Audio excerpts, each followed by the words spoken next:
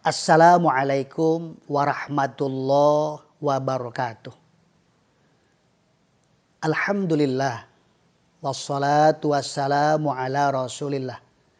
Wa ala alihi wa ashabihi wa ma tabi'ahu ila yaumil qiyamah. Amma ba'du.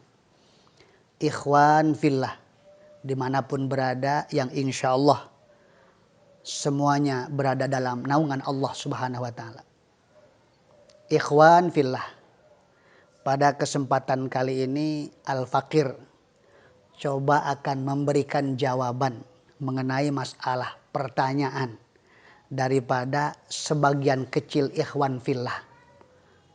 Adapun mengenai masalah pertanyaannya, bagaimanakah hukum menyetubuhi istri, mewajibi istri, menjima istri, mewati istri, sedangkan istri dalam keadaan haid ataupun dalam keadaan nifas. Nah, ini jawabannya akan kita temukan dalam kitab Mirqatu Su'udit Tasdiq fi Syarhi Sulamit Taufik, karangan daripada Syekh Muhammad Nawawi bin Umar Tanara. Tepatnya halaman 77. Halaman 77, 3 baris dari atas. A'udzu billahi minasyaitonir rajim.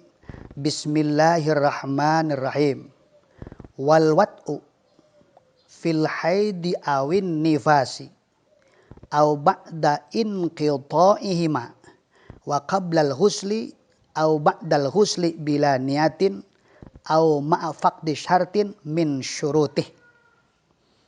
Artinya setengah daripada maksiat farji hukumnya haram seorang suami menyetubuhi istri, mewajibi istri, menjima istri, sedangkan istrinya dalam keadaan haid ataupun dalam keadaan nifas.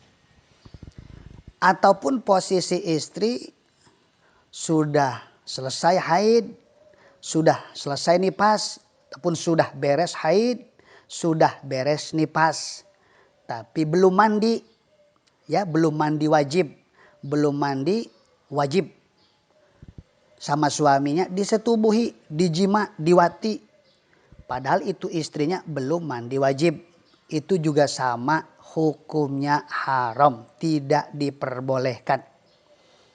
Ataupun si istrinya selesai mandi, ya, tetapi pas waktu mandi tidak niat, ataupun mandi cuma salah satu syarat mandi tidak tercukupi, itu juga sama apabila disetubuhi oleh suami dalam keadaan seperti itu, hukumnya haram, tidak diperbolehkan. Makanya usahakan istri kita faham tata cara mandi junub ataupun mandi besar yang lainnya. Kita ajari ataupun kita dorong mereka supaya ngaji kepada ustadz ataupun kepada kiai supaya mereka paham. Jadi ulang kembali, hukumnya haram, tidak diperbolehkan bagi suami mewajibi istrinya, menjima istrinya, mewati istrinya, sedangkan posisi istrinya dalam keadaan haid ataupun nifas. Ataupun si istrinya selesai haid, selesai nifas, cuma belum mandi. Ataupun istrinya selesai haid, selesai nifas, mandi, cuma tidak niat. Ataupun mandi, cuma persyaratan daripada mandi tidak tercukupi. Kita wajibi, kita jima, kita wati, dalam keadaan seperti itu tidak diperbolehkan, hukumnya haram. Itu jawaban ya bagi pertanyaan ikhwan fillah. Ada tafsil. Bagaimana kalau sudah terlanjur? Artinya ada seseorang yang memang tidak paham terhadap hukum tersebut, bahwa hukum tersebut adalah haram, artinya hukum mewajibi istri dalam keadaan haid ataupun nifas. Dia tidak tahu bahwa hukumnya haram. Akhirnya dia mewajibi istrinya, mewati istrinya itu dalam keadaan haid ataupun nifas. Jadi sudah terlanjur, ya sudah terlanjur. Maka otomatis dia harus bayar kifarat,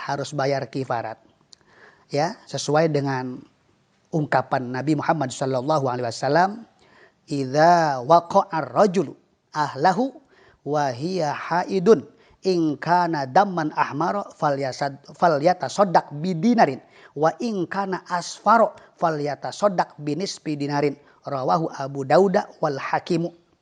Artinya, apabila seorang suami mewajibi istrinya, menyetubuhi istrinya, sedangkan posisinya lagi haid. Nah, itu ditafsil, diperinci.